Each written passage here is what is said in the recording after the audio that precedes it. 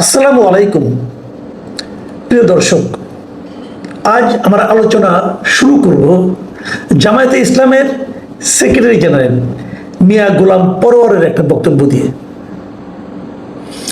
তিনি আজকেই একটা প্রেস কনফারেন্সে বক্তৃতা দিচ্ছিলেন, তার দলের একটা প্রেস কনফারেন্স।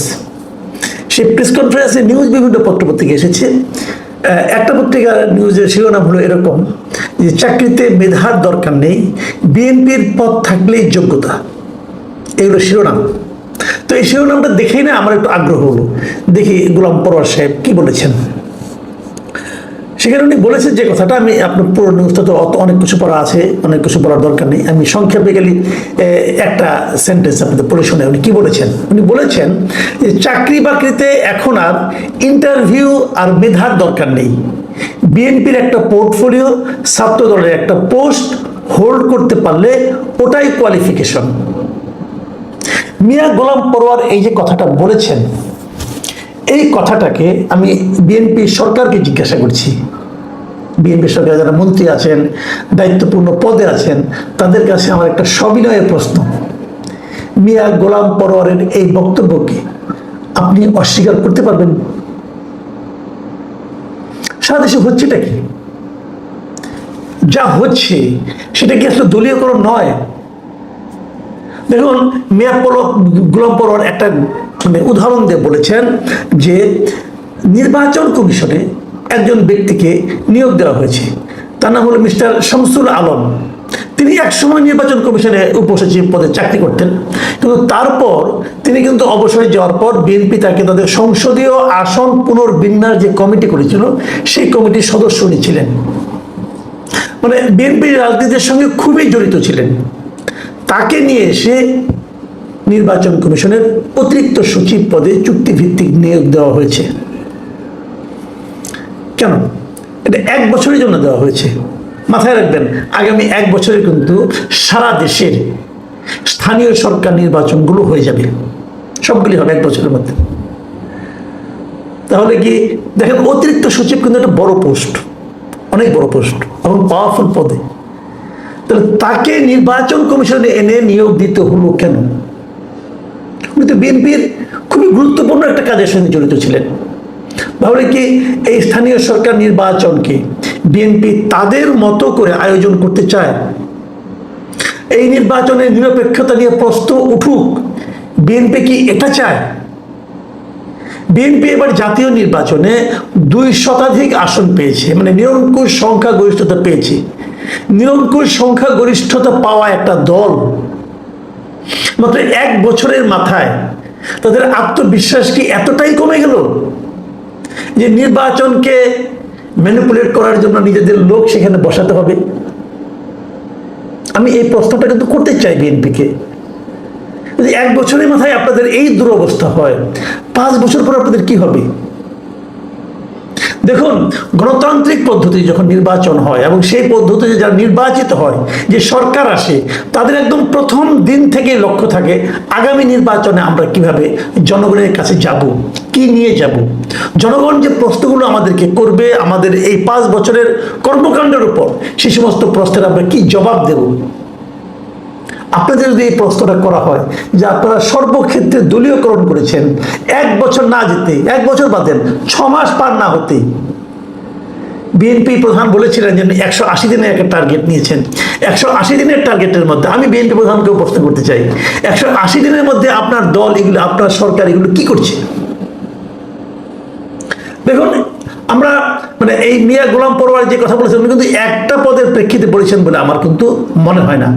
2 দিন আগের কথা বলি আমি আপনাকে। এই সপ্তাহেই সরকার একটা অসাধারণ কাজ করেছে, সেটা হলো রাষ্ট্রের 12টা সরকারি সংস্থা, বোর্ড বা কর্পোরেশন, এগুলো নির্বাহী যে পদগুলি আছে, প্রধান নির্বাহী যে পদ, চেয়ারম্যান অথবা এমডি, এই সমস্ত 12টা পদে ওনারা ওনাদের দলীয় লোককে বসিয়েছে। যে লোকগুলিকে বসিয়েছেন তারা কোনো সরকারের কোনো কর্মকর্তা নয়, বিসিএস কর্মকর্তা নয়, অথবা প্রশাসনের কোনো কাজে তাদের কোনো অভিজ্ঞতা নাই, কেবল দল করে। এই জন্যই তারা, দল বিএনপি করে অথবা বিএনপি কোনো অঙ্গ সংগঠন করে, এই যোগ্যতাতেই তারা এই বড় বড় পদগুলো পেয়েছে। এর মধ্যে সরাসরি রাজনীতি করেন মতো একজন, যার নাম আগে বললাম, যিনি নির্বাচন কমিশনের সাবেক উপসচিব ছিলেন এবং বিএনপি নির্বাচন বিষয়ক বিশেষজ্ঞ উনি মোহাম্মদ শামসুল আলম। তাকে নির্বাচন কমিশন সচিবালয়ের অতিরিক্ত সচিব পদে নিয়োগ দেওয়া হয়েছে। এটা হলো গিয়ে উনি সরাসরি বিএনপির কোনো পদ নাই, তবে উনি বিএনপির নির্বাচন বিষয়ক বিশেষজ্ঞ ছিলেন এবং গত নির্বাচনের সময় বিএনপিতে ওনার বড় ভূমিকা ছিল। উনি একটু কম দলীয় বলতে পারি আমি, যে মানে সরাসরি না, একটু ঘুরিয়ে। আর বাকিদের নাম আমি তালিকাটা আপনাদেরকে একটু পড়েই শোনাবো, কারণ আমি এটা মানে এই জিনিসটা আমার মানে এত খারাপ লেগেছে যে আমার হয়ে জনগণের সঙ্গে, আমার দর্শকদের সঙ্গে শেয়ার না করলে চলবে না।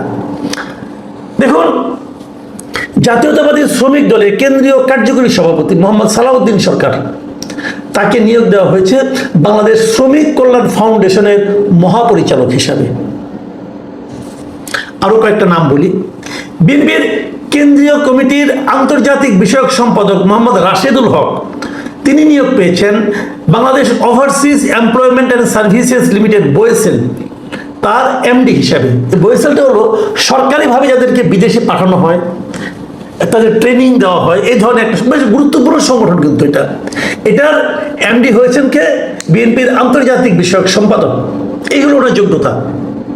আচ্ছা, বিএনপির কেন্দ্রীয় কমিটির বন ও পরিবেশ বিষয়ক সম্পাদক, রাজশাহী সিটি কর্পোরেশনের সাবেক মেয়র ছিলেন উনি, মোহাম্মদ মোসাদ্দেক হোসেন বুলবুল, তিনি নিয়োগ পেয়েছেন বাংলাদেশ বন ও শিল্প উন্নয়ন কর্পোরেশনের চেয়ারম্যান হিসেবে। বিএনপির কেন্দ্রীয় কমিটির সহ ধর্ম বিষয়ক সম্পাদক এটিএম আব্দুল বারী ড্যানি, তিনি নিয়োগ পেয়েছেন বাংলাদেশ অভ্যন্তরীণ নৌ পরিবহন কর্পোরেশন BIWTC, তার চেয়ারম্যান হিসেবে। দেখুন, এগুলি কিন্তু পুরোটাই রাজনৈতিক পদ না, এগুলি অত্যন্ত গুরুত্বপূর্ণ পদ এবং এই প্রত্যেকটা পদের, প্রত্যেকটা প্রতিষ্ঠানের কিছু অর্থনৈতিক কর্মকাণ্ড আছে এবং সেগুলির সঙ্গে জনগণের কিছু স্বার্থ সংশ্লিষ্ট বিষয়ও আছে। সেটা প্রধানের পদে নির্বাহী প্রধান হিসেবে নিয়োগ পাওয়ার জন্য যোগ্যতাটা কি? ওনাকে বিএনপি করতে হবে এবং বিএনপির কোনো জায়গায় আরো আমি আপনাকে 12টাই পড়ে শোনাবো আপনাদেরকে।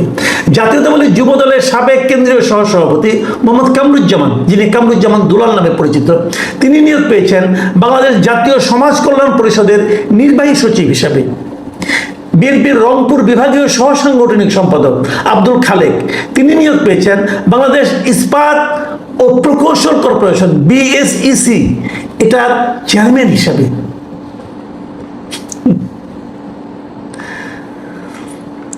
বিএনপির জাতীয় নির্বাহী কমিটির সদস্য শামসুজ্জামান সুরুজ, তিনি নিয়োগ পেয়েছেন বাংলাদেশ চিনি ও খাদ্য শিল্প কর্পোরেশনের চেয়ারম্যান হিসাবে। বিএনপির কেন্দ্রীয় কমিটির সহ বন ও পরিবেশ বিষয়ক সম্পাদক কাজী রওনাকুল ইসলাম টিপু, তিনি নিয়োগ পেয়েছেন বাংলাদেশ জলবায়ু পরিবর্তন ট্রাস্ট এর ব্যবস্থাপনা পরিচালক মানে MD হিসাবে। বাংলাদেশ জাতীয়তাবাদী যুব দলের সাবেক কেন্দ্রীয় সহসভাপতি মোহাম্মদ জাকির হোসেন সিদ্দিকী, তিনি নিয়োগ পেয়েছেন বাংলাদেশ তাঁত বোর্ডের চেয়ারম্যান হিসাবে।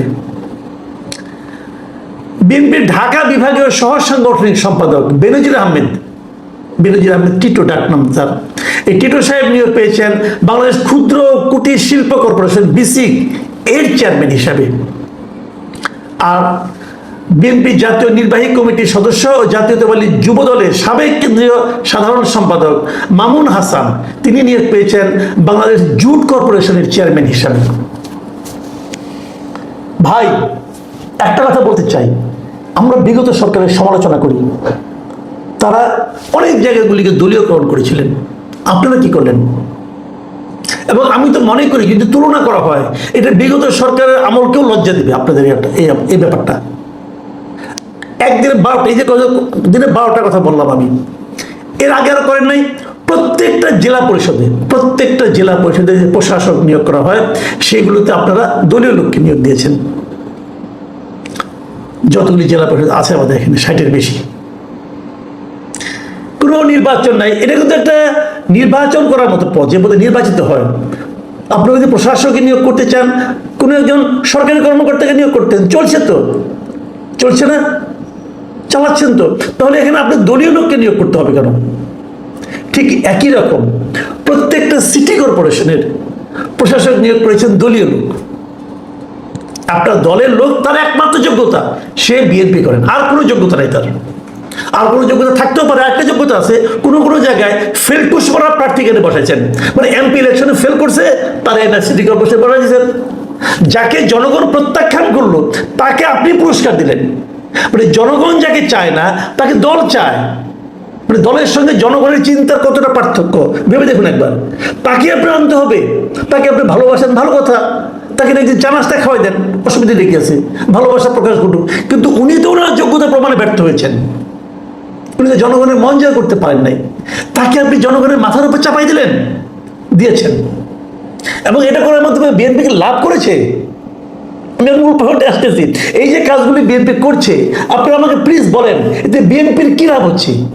বিএনপি যদি একটা গণতান্ত্রিক দল হয়, বিএনপি তো আগামী নির্বাচনে জনগণের কাছে যাবে, কি নিয়ে যাবে?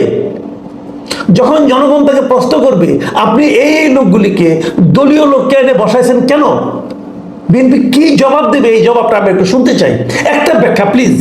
স্থানীয় সরকার মন্ত্রণালয় হোক, অথবা যে মন্ত্রণালয়ের আছেন, অথবা প্রধানমন্ত্রী হন, যারা আছেন, আপনারা এই জবাবটা খালি দেন যে দলীয় নিয়োগ লোকগুলিকে এই সমস্ত গুরুত্বপূর্ণ পদে নিয়োগ দেওয়ার পেছনে আপনাদের কি লজিক কাজ করছে? আমরা একটু জানতে চাই ভাই, একটু জানান। আমরা তো একটা স্বৈরাচারকে হটিয়েছি, আমরা একটা দলীয়করণ করেছিল নির্বিচারে যারা, তাদেরকে হটিয়েছি, এটা দেখার জন্য। আমরা মেধার বিকাশের কথা বলেছি, আমরা মেধার মূল্যায়নের কথা বলেছি। আপনাদের কাছে কোয়ালিফিকেশন হলো আমার দল অথবা কোনো একটা আপনার অঙ্গ দল অথবা কোনো একটা জায়গা তার নামের মধ্যে আছে, সেটাই হলো যোগ্যতা। তাহলে আন্দোলনটা হলো কেন? তাহলে এত মানুষ প্রাণ দিল কেন? তাহলে আপনাদেরকে নির্বাচিত করলো কেন? আগের দৃশ্যই দেখার জন্য। আমি হতাশ। আমি আগেই বলেছিলাম আমি 6 মাসের আগে মন্তব্য করতে চাই না, কিন্তু 6 মাস তো প্রায় হয়ে গেল। এই মন্তব্যটা কিন্তু আমি আসলে হৃদয় থেকে করলাম। আমি বুঝতে পারি না যে এগুলি কি মাননীয় প্রধানমন্ত্রী আপনি করছেন নাকি আপনার অজান্তে কেউ করছে, কিন্তু দায়টা কিন্তু আলটিমেটলি আপনার উপরে চাপবে। মানুষ কিন্তু প্রশ্ন আপনার দিকে তাকাই করবে। জবাবটা ঠিক করে রাখুন।